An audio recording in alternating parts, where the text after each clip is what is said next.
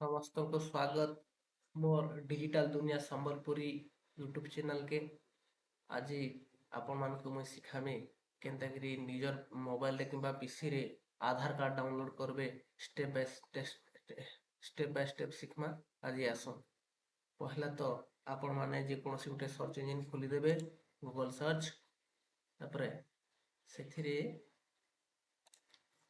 ଆଧାର download ଲେଖିଦେବେ।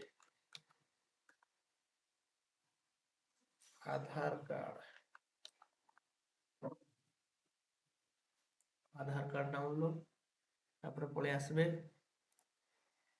Official website जेतले पळे आसबे ठीक तलके तल टिके जेबे न देखुन लेखा हिचे आधार कार्ड डाउनलोड इनो क्लिक कर देबे। इनो क्लिक करला परे ये आधार नंबर दे देबे।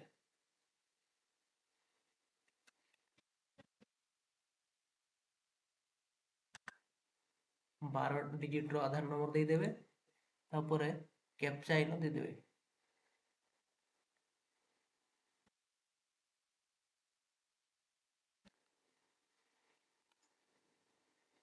सेंड ओटीपी करबे आपण मानकर जे नंबरटा देथिबे मोबाइल नंबर काण कहले एंटर वैलिड आधार नंबर। अच्छा नंबर टिके भूली गला सॉरी दोस्त।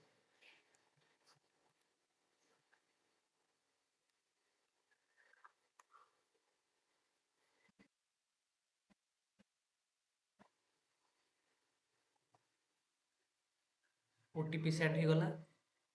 ओटीपी सेंड हो गला परे ओटीपी टा इनो देबे। ओटीपी आसी छै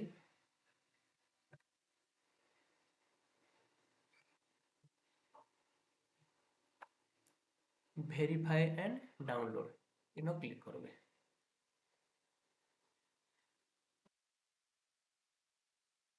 के समय नउचे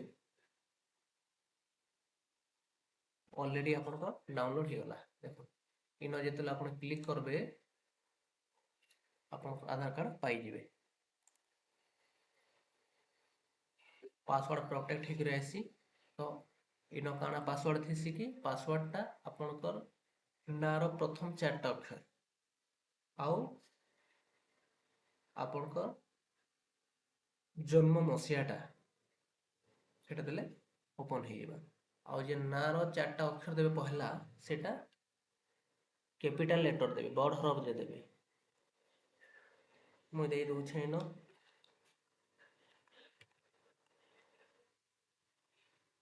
देखुन खुली गला।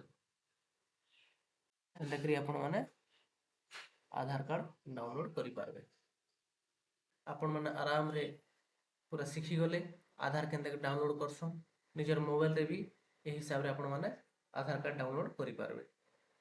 जदि मोर वीडियो रे आपण माने किछि सीखि पारिछन ताहले लाइक कमेंट और शेयर गुटे करबे। धन्यवाद नमस्कार।